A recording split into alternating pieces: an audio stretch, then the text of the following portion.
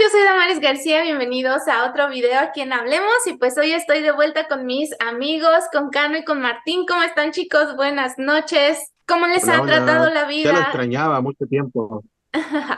Bastante bien, bastante bien. Sí, ya nos extrañábamos mutuamente, pero bueno, qué bueno que estamos aquí hoy grabando y que nos pudimos poner de acuerdo en los tiempos, que a veces esa es la situación, ¿verdad? Pero qué bueno que estamos aquí. Y estoy animada, como siempre, cuando platico con ustedes, chicos, porque hoy vamos a hablar de un tema, pues muy importante y también, la verdad, es controversial. Vamos a hablar del matrimonio en el mormonismo. Y Ok, también tal vez se toque el tema de la ley de castidad. Vamos a ver qué tal va saliendo este tema, ¿no? claro. Y bueno, primero que nada, aclarar que en el mormonismo el matrimonio es una enseñanza básica, o sea, digamos, es fundamental. Dice aquí que es ordenada por Dios. No sé, cuando dice ordenado por Dios, si significa que es como mandada por Dios o es como organizada por Dios. Cuando yo escucho, cuando ordenada por Dios, me imagino que la palabra ordenada deriva del verbo orden. Y una orden, pero no se refiere al orden de estar todo organizado, bien hechito, sino que una orden de un mandato, según creo yo. No estoy seguro en ese sentido, pero así como suena y como bueno, durante los años que hemos estado en la iglesia, se nos enseña que el matrimonio es un mandamiento, por lo tanto es una orden de Dios que debemos cumplir, incluso cuando, bueno, Cano y yo que hemos ido a la misión, cuando tenemos nuestra entrevista final con el presidente de misión, la meta es casarse. Usted tiene que llegar a casarse. Básicamente, sí. Y dentro de la cultura mormona, dentro del lexicón, de la forma de hablar de los miembros de la iglesia, existe mucho esta palabra, ser ordenado al sacerdocio, es decir, eres acogido, eres arropado dentro del sacerdocio, ya sea arónico o de Melquisedec. Entonces yo entiendo, con base al bagaje, a la cultura y a los modos de hablar de los miembros de la iglesia, que es precisamente eso, que es algo que ha ordenado, que ha mandado Dios y que ha pedido que se haga de esa manera y únicamente de esa manera. Como dice Martín, probablemente venga de ordenar, de dar una orden, de un mandato. Y yo reitero nada más esta última parte, y que así tiene que ser y que no debe de cambiar, ¿no? Que no hay una otra forma. Y en los noventas, me parece que por ahí del 95, 96 sacaron lo que es la familia, una proclamación para el mundo, donde venía reconocido que el matrimonio entre hombre y mujer es instituido por Dios, ¿no? Y que, etcétera, etcétera, etcétera. Dice un montón más de Fue el cosas. año 2000. ¿Fue en el 2000? Bueno, corrijo entonces. Y algo importante también, como dicen ustedes dos, o sea, esta parte de ordenado por Dios sí se puede tomar de las dos maneras, porque, digamos, dentro del mormonismo se cree que el matrimonio debe ocurrir en el templo mormón para que sea, digamos, un matrimonio eterno. ¿No?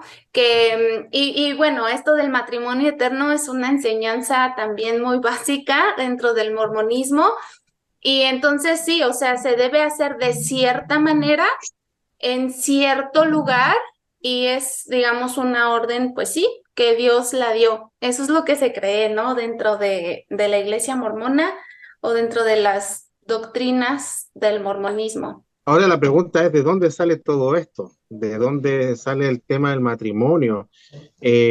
Bueno, que básicamente las personas, y de hecho yo cuando estaba joven y estaba en el colegio, yo también estudié en un colegio católico, dicen que el matrimonio tiene un origen religioso. Si nos vamos a la Biblia, eh, el primer matrimonio que hubo fue el de Adán y Eva y ya después ellos tuvieron sus hijos y así se fueron procreando. Sin embargo, me puse a investigar, y eso es lo que quiero compartir con ustedes, varias fuentes de información sobre el origen del matrimonio. Y lo encontré bastante interesante porque no tiene, ni siquiera tiene un origen jurídico, sino que tiene un origen social. De hecho, el ser humano, bueno, antes el ser humano era un ser humano nómade, entonces iba ahí cazando por todos lados, y las familias que formaban era un hombre y una mujer, y esta era su propio grupo familiar, y eso es lo que se conocía como matrimonio, una relación entre un hombre y una mujer, y eso tenían hijos, y eso es lo que iban a casar. Y después, cuando el hombre pasó a ser sedentario, y se inventó la escritura, ahí recién se empezó a, entre comillas, a formalizar, pero de una manera social el matrimonio. Siempre, cuando yo estaba más joven, decía, la palabra matrimonio y patrimonio son similares. Ujú. Entonces decía, ¿qué relación tiene patrimonio con matrimonio? Patrimonio nosotros lo relacionamos actualmente como los bienes que uno tiene, los bienes materiales, pero el origen de esas palabras no tiene nada que ver con lo que conocemos ahora. De hecho, el matrimonio nació como una figura para proteger a la mujer de, de los bienes de que dejaba su marido. ¿Por qué? Porque antes, y esto es historia, no es un tema de machismo ni nada, pero siempre se consideraba a la mujer como débil y al hombre más fuerte, y el hombre al que salía a trabajar o el que se iba a las guerras, y a veces no regresaban los hombres, no regresaban de las guerras, y entonces para de una manera proteger los bienes de la mujer nace esta institución como el matrimonio para proteger de una manera de los bienes del patrimonio del hombre que se fue. Como le digo, o sea, yo también quedé sorprendido y ahora más sorprendido quedé cuando, cuando también en la Edad Media existían también matrimonios homosexuales y validados por la iglesia. De hecho, ¿cómo se llama este investigador? John Boswell, él en su investigación él logró documentar hasta 60 textos donde la Iglesia Católica eh, validaba los matrimonios homosexuales, eh, y se documentaron hasta que en el siglo XIII la Iglesia instituyó el matrimonio como, más, como un fin de procreación, y por lo tanto se le cerraron las puertas a los matrimonios homosexuales. Y de hecho los matrimonios homosexuales en Francia se conocían como Affermant, y en Inglaterra Brotherman, algo así. Mm. ¿A qué voy con esto? Que el matrimonio no tiene ninguna relación con lo religioso. Sí, es que creo yo que depende de qué punto lo quieras estudiar, ¿no? O sea, sí, como dices tú, si te vas por medio de la religión, la fe y todo eso, pues te vas a la Biblia y crees que Adán y Eva fueron el primer matrimonio y que de allí se pobló todo, ¿no? Pero si te vas del lado secular, pues entonces, sí, yo lo que yo investigué es que más allá de proteger los bienes, tenía que ver con propiedad, como tú dijiste. Eso del patrimonio y del matrimonio, hasta se parecen las palabras, pero tenía que ver con que los hombres, pues, tenían parte de su propiedad eran sus esposas. Entonces, digo, sí, por un lado podríamos verlo como protección y por otro lado también, bueno, que la parte que yo estudié y pues investigué tenía que ver más con propiedad, con es mío. Y con el tiempo, si se dan cuenta, como vamos hablando de un matrimonio, es como mi esposo. O en Latinoamérica, no sé, en Chile, pero en México, como dicen, tu señora, tu señor, y yo, ¿cuál señor? Yo no tengo señor. O sea, eso de mí, mi esposo, mi esposa. Entonces, ese, digamos, crear esa relación de pertenencia, de que es mío, ¿no? Pero bueno. No sé, hablar de este tema es un poquito complicado porque está el aspecto religioso del cual a mí siempre me ha parecido un poquito absurdo. Desdeño el concepto religioso de matrimonio porque no me parece válido, porque un señor que vive en las nubes tiene que aprobar la unión de dos personas que se quieren. Jurídicamente me hace sentido, como lo mencionaba Martín, pero históricamente el matrimonio también se divide en culturas, o sea, las diferentes culturas perciben las relaciones matrimoniales o las relaciones conyugales de diferentes maneras, al grado de que hay pueblos de otros continentes donde la poligamia pues, es lo que reina, ¿no? Y ya hemos hablado igual de la poligamia, donde para ellos es lo más normal. Pueblos igual originarios donde la mujer se quiere crear a un nuevo ser, por así decirlo, y para ello tiene que ir con varios hombres de la tribu, del pueblo, y ellos creen que al llenarla, ellos son parte del proceso de la creación de este bebé, ¿no? Entonces, cuando nace el bebé, todos son los papás de este niño y todos le enseñan cosas al niño. Entonces, eso es otra forma de ver la relación. No hay una propiedad, no hay un hacia la mujer, pero sí hacia la crianza. Entonces, para mí, en un principio, digamos, meramente social, el matrimonio fue una conveniencia en un principio. Es de que somos un grupo de cazadores recolectores, tú me puedes dar hijos, yo puedo ir a cazar, o tú eres una buena recolectora, me conviene quedarme contigo. Y fue así como se fueron dando las cosas para mí. Y escuchando o leyendo historias pues de las enciclopedias, de los almanaques, de todo, de toda fuente escrita o de toda especulación histórica, pues es eso, es una conveniencia. Posteriormente vino la protección a los bienes que pueden incluir o no incluir a la mujer. Eso es muy occidental de nuestro lado, pero en Oriente, digamos, también pueden tener otra concepción, otra perspectiva de lo que es un matrimonio. Y conforme pasan los siglos, también van cambiando los ideales. ¿Qué es lo ideal para un matrimonio? Si vamos a cultura, otra vez nos vamos a culturas muy antiguas, lo ideal de un matrimonio era que fuera un hombre y una mujer que pudieran tener muchos hijos, una mujer que pudiera ser básicamente una fábrica de bebés, ¿no? Y un hombre que pudiera ser un proveedor. Otra vez me estoy viniendo muy del lado occidental, quizás. Pues es eso, ¿no? Hay que tomar también en cuenta la cultura a la que nos estemos dirigiendo y el momento histórico en el que estemos hablando para tener a lo mejor un poco más de contexto de lo que representa esta unión entre hombre y mujer, que es lo más, digamos, tradicional o lo más común, porque finalmente siempre termina en la procreación, ¿no? Sí, y bueno, yéndonos ahora de lleno a lo que, digamos, dentro del mormonismo se enseña en cuanto al matrimonio, pues hay características específicas, ¿no? Como esta de que en el mormonismo, pues te tienes que casar en el templo para que tu matrimonio en dado caso sea válido ante los ojos de Dios y sea un matrimonio eterno. Y pues digo, solo los mormones pueden entrar al templo, ¿no? Hay varias creencias de las que podríamos hablar. Yo quisiera tocar el tema y empezar y preguntarles, ¿ustedes qué opinan de esto que se da mucho en la iglesia, de que a los jóvenes, digamos, les insisten demasiado casarse?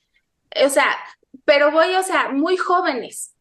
Como dice hace rato Martín, como Ocano, llegando de la misión o en la entrevista antes de que terminara la misión, la meta era, llegan, tienen tanto tiempo, les daban un año. Ahorita creo que ya no lo practican, pero sí era en un año se tienen que casar.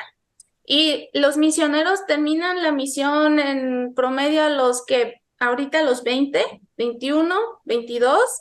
Entonces, ¿ustedes por qué creen que en la iglesia se promueva tanto casarse joven, muy joven? Eh, es una opinión personal, al igual que como lo dijo Cano, no tengo ningún respaldo que me diga que es así.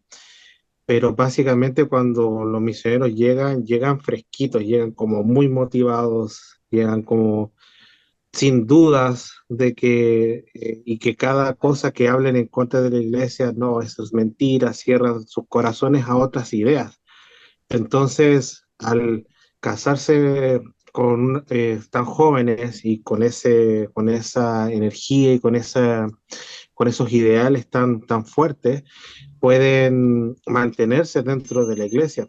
Y de hecho, eso es cierto. De hecho, los líderes han dicho de que si no se casa luego, es muy probable que usted se aleje de la iglesia. Y eso es verdad de todas maneras, porque, bueno, de todas las personas que conozco que están activas en la iglesia, todos se han casado jóvenes.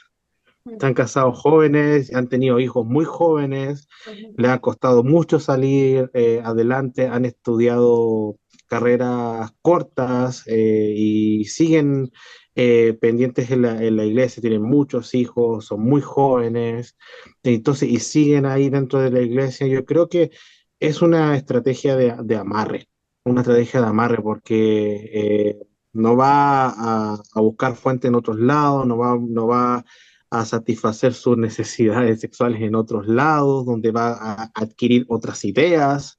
Entonces prefiero que los chicos lleguen con esa mentalidad, llegue, cásese joven para mantenerlos fieles y ahí en la iglesia. Como también he visto que algunos matrimonios han fracasado por casarse jóvenes porque no se conocen.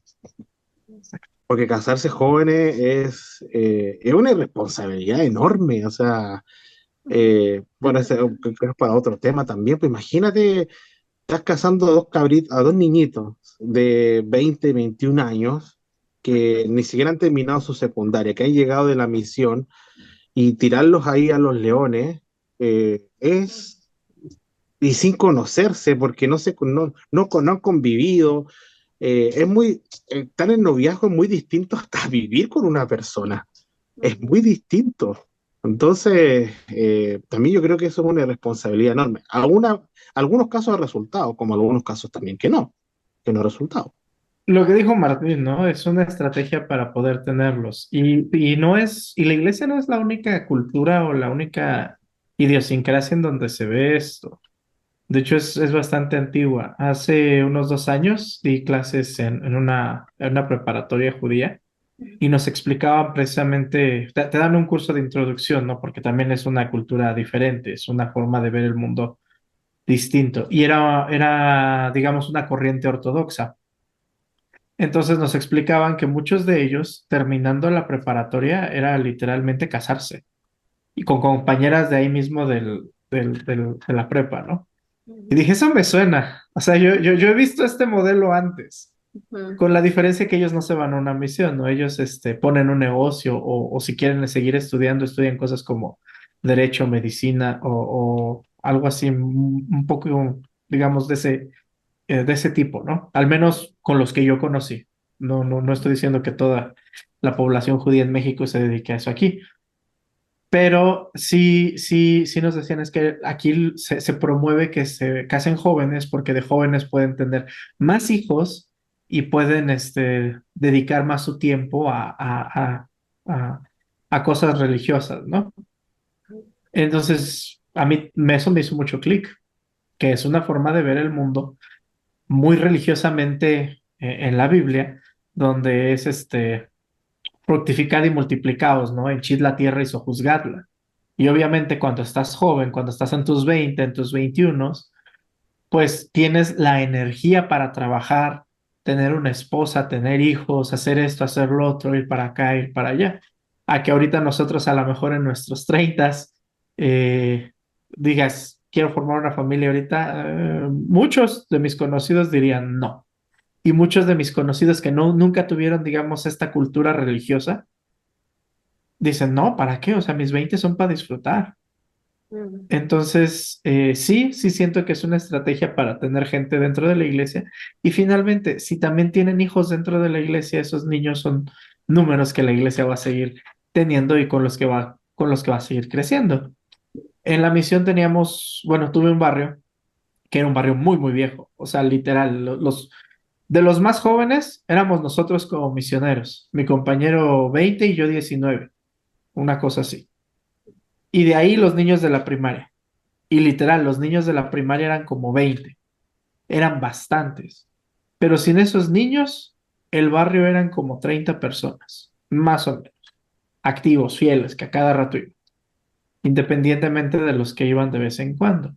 Entonces, repito, creo yo, siento yo, también no tengo ningún estudio que me respalde, que la iglesia lo hace con esa finalidad, de que los barrios se sigan nutriendo, sigan teniendo una fuente de ingresos, por así decirlo, de personas que pues van a seguir creyendo en ellos, gente que adoctrinan desde la cuna Ujú. y a futuro pues genera esta devoción, ¿no? Y genera esta fidelidad a esta forma de ver la vida. Entonces lo traslapamos al presente y es eso, tú te casas joven, vas a criar una familia, así tengas uno o dos hijos, esos dos hijos van a crecer dentro de la iglesia. Si se alejan, se van a alejar en eso de sus, ¿qué te gusta? 15, 16 años. Aún así, van a seguir siendo miembros fieles de la iglesia, con la posibilidad de que al haber sido nacidos en el convenio, realmente a lo mejor y no se van, a lo mejor y se quedan, y son gente que cuando se casen a los 18 años, 19 20 lo que sea, van a seguir trayendo más mormoncitos al mundo.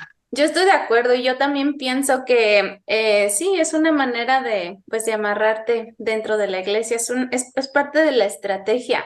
Ahora, la cosa aquí es que, bueno, yo no sé muy bien cómo se maneja en otras religiones, en digamos, dentro del mormonismo, siendo una religión de alta demanda o para mí es una secta, pues se practica esto de que el matrimonio tiene que ser en el templo.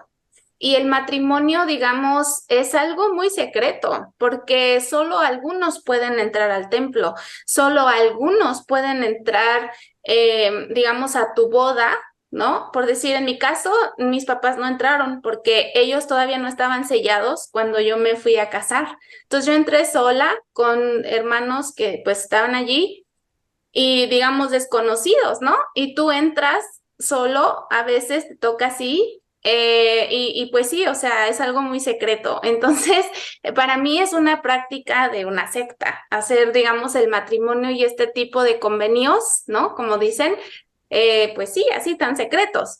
Ahora, Y disfrazada de osito bimbo. ay, cacho, pues sí, sí, o sea, son varias cosas, ¿no? Ahora, la cosa es esta, dentro del mormonismo también, no solamente te entras a casar, ¿no? Con tu novio, que ya después va a ser tu esposo o tu esposa, sino que haces otros convenios también, ¿no? Y yo sé que en el templo ahorita ha habido muchos cambios. A mí me tocó eso de que yo tenía que, según obedecerle a mi marido, ¿no? Y me acuerdo que justo ahí cuando me estaban diciendo eso, yo luego así como que, ¿pero por qué? Así, o sea, yo pregunté en voz alta, ¿pero por qué? O sea, ¿En serio? sí, de verdad, ¿En claro, la sí, ceremonia hiciste en eso? la ceremonia, porque pues te lo dejan caer, ¿no? Y tú así de, ¿cómo que le voy a obedecer? O sea, lo que me dijeron allí fue, bueno, es que tu marido, él se somete a Jesucristo, entonces es como si tú te sometieras a Jesucristo, ¿no? Y tú así de, ok, ¿no? O sea, ahorita yo ya sé que eso ya lo quitaron, por ejemplo, ¿no? Tiene que ver con las presiones sociales y todo eso. Ya no se hace eso. A mí todavía me tocó eso. Entonces digo, el matrimonio es más allá, ¿no? O sea, va más allá, compromete mucho, amarra mucho psicológicamente a las personas que llegan a ese punto y otra vez para mantenerlos en la iglesia, porque una vez que ya entraste al templo y haces esos grandes convenios, pues psicológicamente ya te sientes más como pues amarrado, ¿no? Y comprometido. Ahora, de hecho, en mi tiempo cuando fui misionero, el gancho o la, no sé cómo la estrategia para llamar la atención de las personas era el matrimonio eterno. De hecho, cuando conversábamos con la gente decíamos, ¿le gustaría tener a su hijo y que usted lo pueda reconocer en la próxima vida y estar con él para siempre? Entonces, nosotros tenemos la manera en que podemos ayudarle para que su familia pueda ser eterna. Ujú. Bueno, antes los misioneros tenían las charlas, que eran 6 charlas, y esas charlas tenían que darlas literal, o sea, aprendérselas de memoria. ¿Te En mi tocaron las época, cuando... charlas, Martín? No, no, no, no, Oye, no, ayer les no. predicas mi evangelio. Sí, sí, sí. Y Ah, el predicar mi evangelio ya era un poquito más flexible, o sea, ahí tú podías acomodar las enseñanzas en función de lo que tú veías de las necesidades de la familia, que tú estabas, por ejemplo, si era una familia que tenía dudas con el libro mormón, le dabas duro con el libro mormón, pero si tenían problemas familiares, le hablabas de las familias, ¿cachai? Ujú. Entonces, el ganche era que las familias pueden ser eternas porque ninguna religión cristiana que yo conozca hasta el momento tienen ritos que prometan matrimonios por la eternidad y que esa unión también se traspase a tu descendencia. Ujú. Y eso también me llamó la atención, bueno, posterior a mi, no, no, todavía no estoy excomulgado, pero a mi alejamiento de la iglesia, me llamó mucho la atención porque en la Biblia no habla de profetas que se hayan unido de manera eterna con alguna de sus esposas. En el libro de Mormón tampoco. De hecho, ni la Biblia ni el libro de Mormón hablan de los rituales del templo, y esos empezaron a aparecer con los escritos de José Smith en Doctrinas y Convenios. Bueno, pues hablando un poco acerca de eso que menciona Martín de las familias eternas, pues sí, precisamente es una enseñanza igual muy de la iglesia mormona, muy de los mormones. No sé si haya algunas otras iglesias, religiones que enseñen algo así, y precisamente por eso es que te tienes que casar en el templo mormón si es que quieres a tu familia eterna. Ahora, aquí digo, cuando estás joven, yo por decir, cuando era mujer joven y en el Benemérito me enseñaban de las familias eternas y todo, era casi, casi como entrar a lo que es el pensamiento mágico, ¿no? Algo irreal. Un pensamiento de película de Disney de y vivieron felices para siempre, ¿no? Y obviamente estás tan joven que tú idealizas lo que es el matrimonio con ayuda de tus líderes y sus clases que te daban. Y sí, o sea, piensas eso. Sin embargo, bueno, ahorita ya cuando vives el matrimonio también, cuando empiezas a analizarlo, pues ya te das cuenta de que tal vez eso de tener la familia eterna no es tan bonito como te lo hacen ver. Porque hay situaciones, ¿no? Hay situaciones y en lo personal yo pienso que una cosa muy grave es precisamente la apariencia que muchos matrimonios dentro del mormonismo pues tienen que dar. Y sobre todo, creo yo, los líderes y los líderes locales, los obispos, presidentes de estaca, y digamos como que tienen que aparentar esto de el matrimonio perfecto, no hay pleitos, los hijos son súper buenos. Y entonces es una relación bastante, no sé, muy fea, ¿no? No sé ustedes qué piensan en cuanto a eso. Esto de la familia eterna también te quita pues la posibilidad, ¿no? De decir, bueno, ¿qué pasa si en un momento dado ya no me llevo bien con mi pareja? ¿Se vale divorciarme? Si me divorcio, ¿qué van a pensar los miembros? Eh, sí me explico, o sea, hay un montón de problemas que ya surgen por esta idea del matrimonio eterno. Y después, más adelante, quiero tocar algunas situaciones específicas que tendría que ver con, pues sí, con las personas que deciden divorciarse y con los viudos o viudas. Son temas para pensar. Pero ¿ustedes qué piensan en cuanto a esto? Hace poco me enteré acá que, bueno, mi ciudad acá, Arica, es chica, son como 250.000 habitantes aproximadamente, y por lo tanto el número de miembros también es muy chico acá, y todos se conocen. Y bueno, yo también ya me hice conocido que yo hablo mal de la iglesia, ya me Mm. hice conocido. Pero me enteré de que un ex obispo mío muy querido se divorció, se separó de su esposa, y, los comentarios era como, uy, ¿qué habrá hecho? Ujú. Así como que al tiro digo, algo habrá hecho, y ley de castidad, o no quiero entrar más en detalle porque no es mi deber hacerlo, pero yo encuentro que ahora que estoy fuera de la iglesia, eh, es válido que el amor se te acabe, o sea, Ujú. es muy válido que el amor se te acabe y de hecho yo he visto parejas que son expareja y que se llevan súper bien, se llevan súper bien pues no sé si Cano es tu caso, pero que terminan su relación y se quedan y se llevan súper bien. Y debe ser lo más sano porque a veces cuando se separan hay hijos de por medio Ujú. y a veces he visto casos que se separan y el tema de la religión es más poderosa y creen que el padre que se alejó puede ser una mala influencia para sus hijos y alejan a sus hijos de sus padres. Espero que no sea el caso tuyo, Cano, pero es terrible que involucren a los niños en eso. Entonces yo encuentro que es muy válido que las parejas se divorcian. Un divorcio no tiene por qué terminar en mala, no tienen por qué terminarse como enemigos. Entonces, no le tengan miedo si ya no hay amor en su pareja, ¿para qué seguir juntos? Ni siquiera seguir juntos por los hijos. Bueno, yo no soy padre, ninguno de los, bueno, cercano creo que es, papá, es padre, pero mantener una unión por los hijos también no es sano, ni para los hijos ni para las parejas. Es correcto. No es sano para ninguna de las partes cuando se termina el cariño, el amor, la comprensión, lo que tú quieras. A mí me dan risa, no puedo mentir. Me dan un poquito de risa esos memes pro matrimonio que dicen que cuando se te acaba la gasolina del coche no vas y te compras otro coche, vas y lo rellenas de gasolina, ¿no? Y que así debe ser un matrimonio, que no porque se te acabe el amor ya, o sientas que se te acabe el amor, te tienes que cambiar de matrimonio, sino que lo tienes que llenar de gasolina.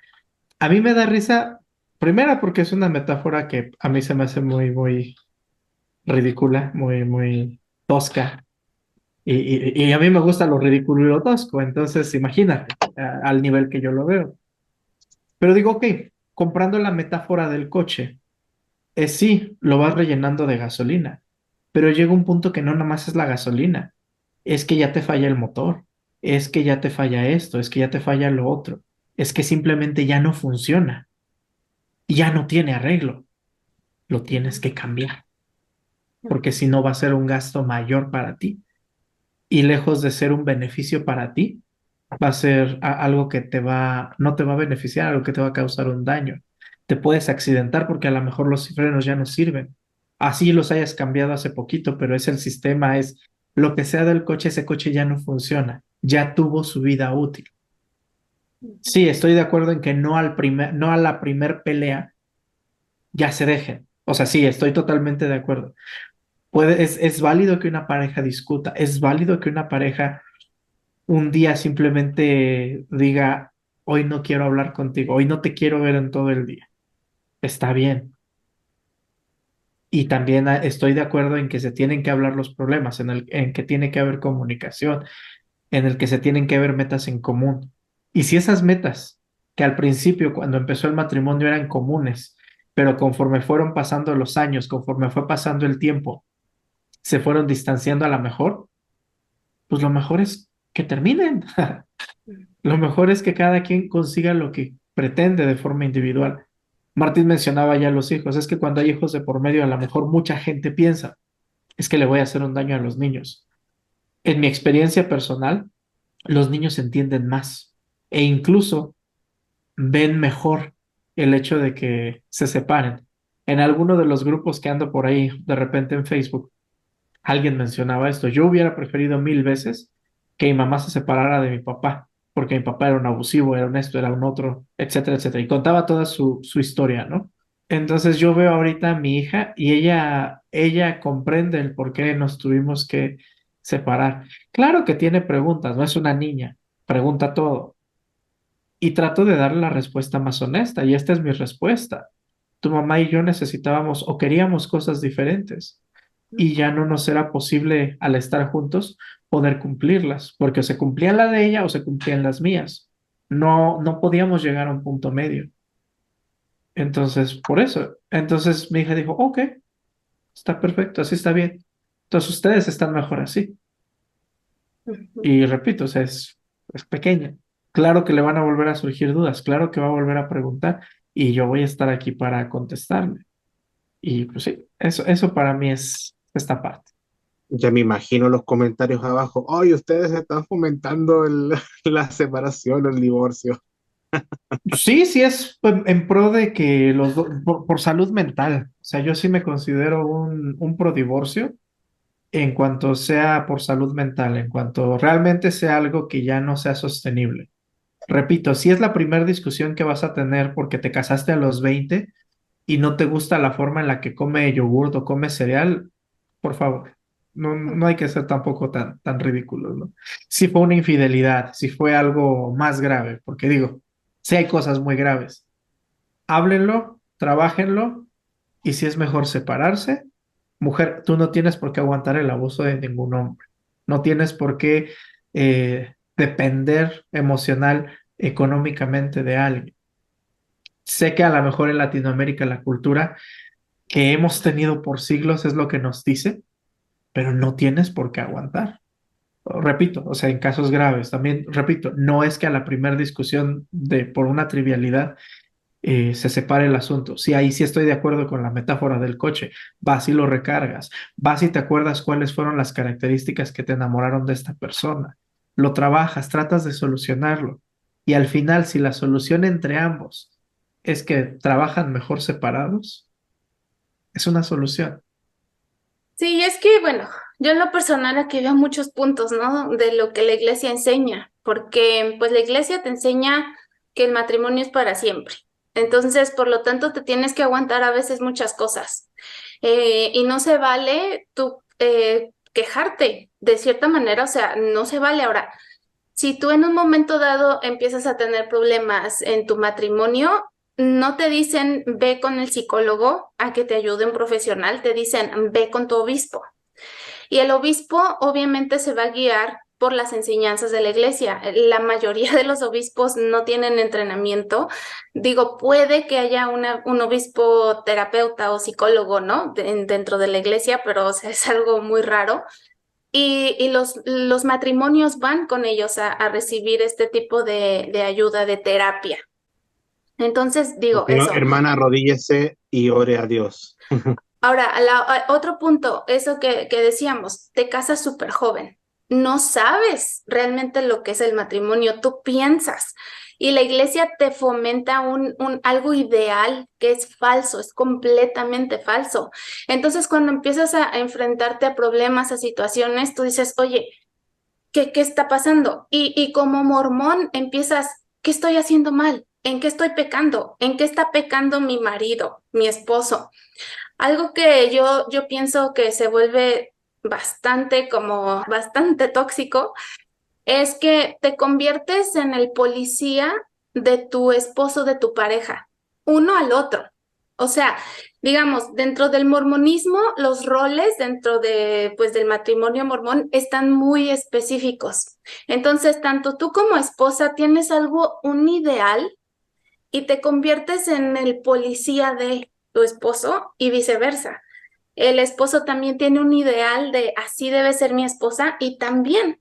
Entonces, yo el consejo que más me ha ayudado a mí es uno que escuché de una psicóloga y ella dice, mira, mientras no se comprometan los valores de ti como persona, o sea, tu identidad como persona dentro de esta relación de matrimonio, adelante, se puede trabajar. Pero si tú ya tienes que, digamos,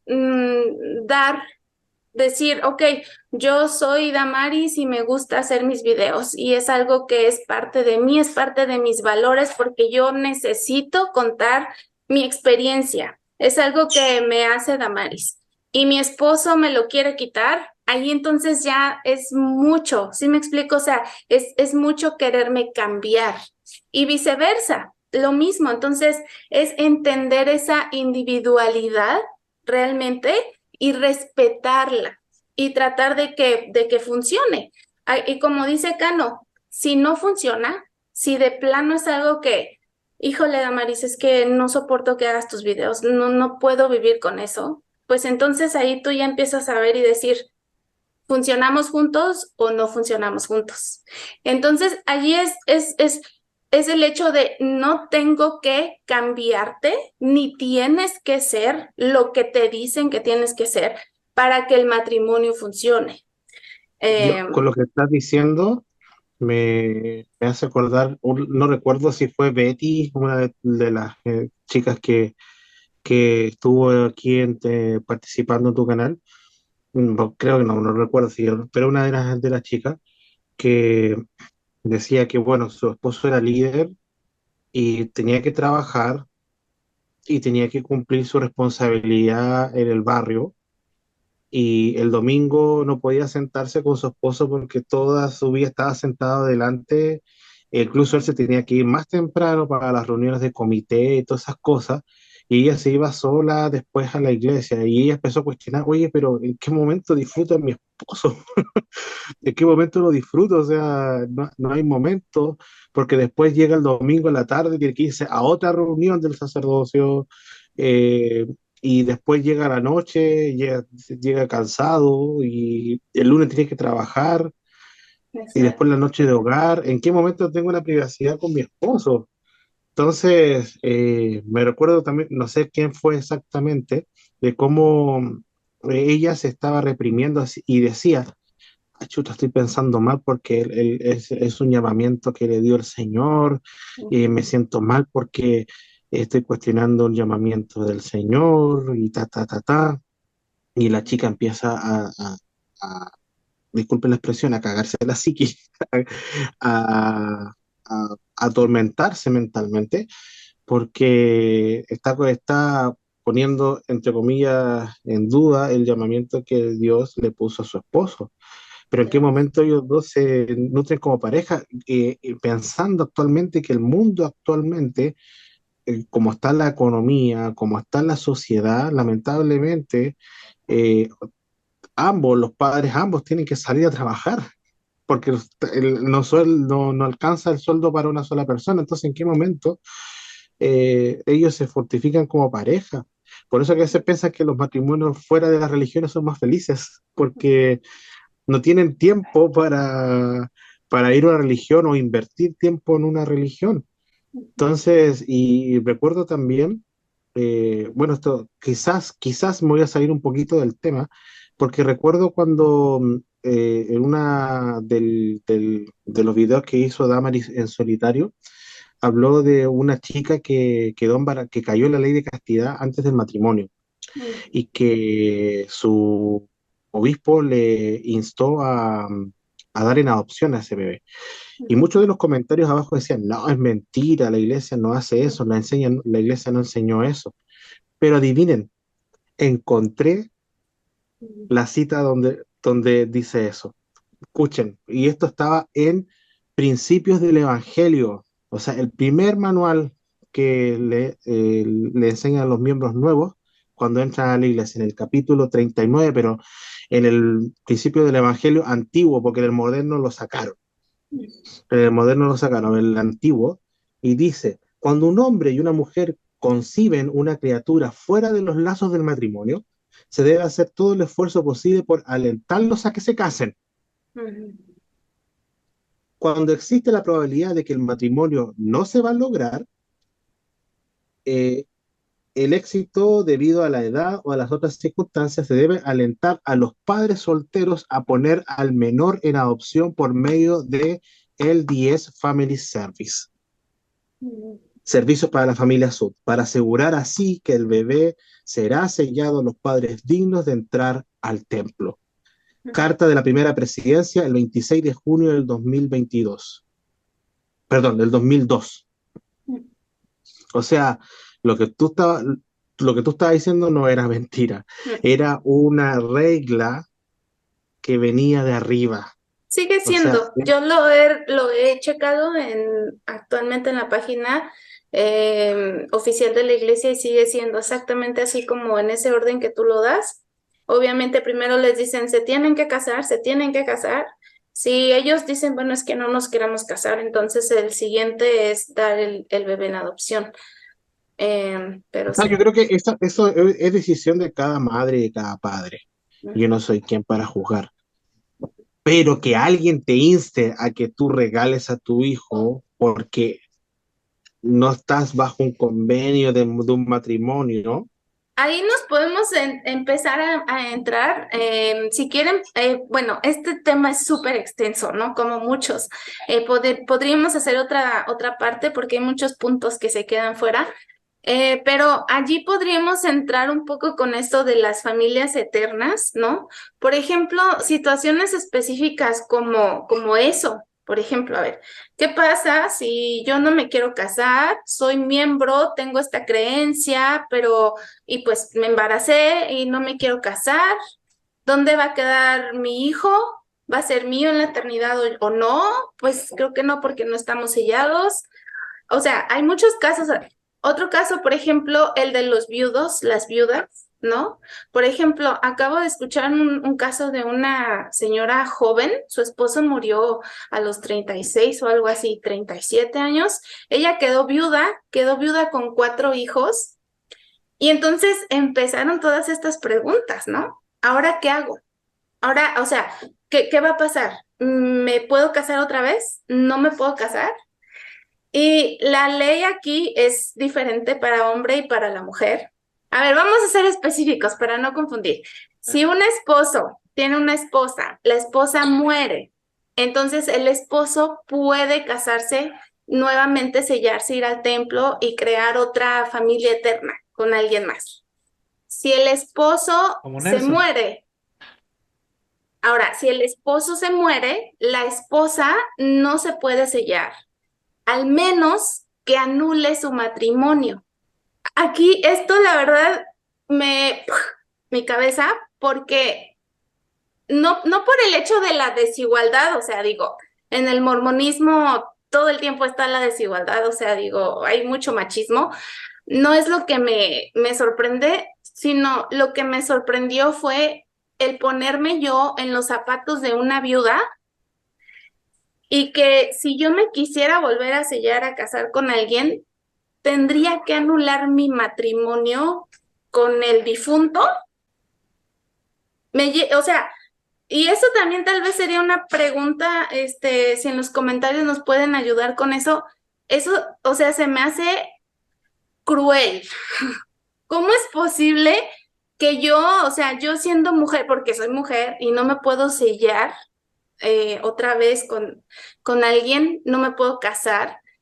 Si yo quiero seguir siendo una fiel mormona y todo, o sea, me quisiera ir al templo, bla, bla, para poder hacer eso tendría que anular mi matrimonio con mi esposo que murió. O sea, no lo puedo creer. Y ya de ahí empiezas a ponerte a pensar cómo entonces es el cielo mormón. O sea, ¿con quién te vas? ¿Con quién se van los hijos? Si por decir en el caso del profeta mormón que pues se murió su primera esposa y se volvió a casar con alguien más y no sé, sus hijos con qué mamá van a estar, o sea, es una locura. Sí, es una locura, es una locura. Entonces, no sé, Vemos que el mundo actual está cambiando, las sociedades están cambiando. El, antes, los abuelitos, bueno, antes hablamos de los años 40, donde en Latinoamérica privaba más el mundo rural. Ahí tenía mucha influencia la iglesia y también no solamente la iglesia mormona, sino que también eh, la iglesia, el credo en general, los estados no eran laicos. La iglesia católica tiene mucha influencia. Bueno, acá en Chile, eh, tiene mucho poder todavía la iglesia, no la iglesia mormona, sino que también la iglesia evangélica se le consulta mucho su opinión ante ciertos temas valóricos. Por ejemplo, para el tema aquí en Chile, el matrimonio homosexual está desde el año pasado. Y claro, o sea, lo religioso que básicamente el mundo se iba a caer, pero el fundamento más sólido que se le dio para poder fundamentar el matrimonio homosexual es que el Estado reconoce la unión entre dos personas y que esas dos personas tienen derechos y deberes civiles, no religiosos, derechos civiles, no religiosos. Y entonces la conclusión que yo saco de toda esta conversación que hemos tenido es que el origen del matrimonio no es religioso. Creo que el origen del matrimonio, bajo mi conclusión personal, es que fue un origen social y que actualmente tiene una jurisdicción que da derechos y deberes y que el Estado reconoce la unión de dos personas y que esa unión en cualquier momento se puede disolver y que también hay herramientas legales de cómo disolver. Acá en Chile existe la disolución de la sociedad conyugal, la partición de los bienes, yo no sé cómo será en México, cada país tendrá su jurisdicción, pero que no tiene nada que ver con lo religioso. Así que esa es mi conclusión por mi parte, chiquillos. Pues yo me quedo con muchas preguntas y con ansias de hacer otro video porque digo, para mí fue muy fuerte ese comentario que hicieron en esta historia de esta mujer que se quedó viuda muy joven, de que bueno, ella en un principio quería ser fiel en la iglesia y todo y pues después de un tiempo, pues ella pensó, bueno, estoy joven, tal vez me podría casar otra vez, ¿qué necesitaría? Entonces ella empezó a investigar y pues ahora sí que las diferentes reglas dentro de la iglesia mormona para que ella se pudiera volver a casar y me parece algo exagerado, algo horrible, pues, que ella tendría que anular su matrimonio con su esposo que falleció para que ella se pudiera volver a sellar. O sea, yo me pongo en esa, digamos, en esa posición de que yo tuviera que anular mi sellamiento con mi esposo que murió en un accidente, que murió porque así la vida lo quiso. Y la verdad se me hace algo muy cruel. O sea, me quedo con muchas preguntas, o no preguntas, digo, creo que tengo mis respuestas, pero digo, más bien me quedo como con el tema, la mesa, ¿no? Para seguir analizándolo digo, de diferentes puntos, porque el hecho de que a la mayoría no le sucedan ciertas cosas no quiere decir que no pasen. Y digo, hay que ser empáticos con todos, ¿no? La iglesia está formada para que cierto tipo de personas funcionen bien, pero cuando hay casos específicos ahí es donde, pues mejor te hacen a un ladito, ¿no? Y se quedan con la mayoría, pues no sé, en muchos aspectos. Y en el matrimonio, o sea, digo, el matrimonio es uno de ellos. Y bueno, yo para terminar, pues sí, yo creo que en la iglesia sí la enseñanza del matrimonio no es la más sana que se pueda tener. Y ahorita yo me quedo con eso, ¿no? De que siento más la libertad de poder acudir con gente profesional que sí sepa un poco más del tema, ¿no? Del matrimonio, cómo llevar algunas, no sé, asuntos, situaciones que le ocurren a todos, también a los matrimonios mormones que están activos en la iglesia, también les ocurre a todos. Y que ahorita yo ya siento que sí puedo tener ese apoyo, ¿no? Para, pues no sé, para salir adelante de lo que sea que me suceda, ya sea seguir casada, divorciarme o lo que sea, y ya no sentir como, ay, mi matrimonio está así porque soy pecadora, porque tengo una culpa, porque no, sino ya tomarlo de otra manera. Pero bueno, chicos, muchas gracias. Cano, ¿con qué nos despides esta noche? Yo me quedo con el amor. Creo que es lo más importante, independientemente de las preferencias de las personas. Repito, no soy muy allegado ni al jurídico ni a lo religioso. Creo que mientras dos personas se quieran y quieran compartir sus vidas, están en su derecho de hacerlo. si quieren legalizarlo o formalizarlo para tener los beneficios que la ley da, también es muy, muy válido. Eh, y me quedo con eso, con que va a sonar muy, muy trillado, pero pues el amor es la clave, es la respuesta. Y repito, mientras esas dos personas se quieran al grado de reconocer que ya no funcionan aún estando juntas, bueno, que no funcionan cuando están juntas, creo que también eso es una seña de amor hacia la otra persona, ¿no? De no te voy a dañar porque te amo tanto que no quiero que tú te detengas por mí. Y yo tampoco me voy a detener por ti, porque tú quieres algo diferente a lo que yo quiero. Y creo que toma valor y toma mucho cariño hacia la otra persona. Y con eso me quedo. Ujú. Pues muchas gracias chicos por su tiempo. Tenemos que hacer otra parte porque hay muchos puntos, tengo muchos puntos aquí escritos que no tocamos para nada y también porque estaría muy interesante hablar de la ley de castidad un poco más, ¿no? Entonces hay que dejarlo para un próximo video, como ven. Me parece perfecto. Muchas gracias chicos. Estamos en contacto entonces. Que les Bye. vaya Bye bien, saludos a la chicos. audiencia. Chao, Bye. chao.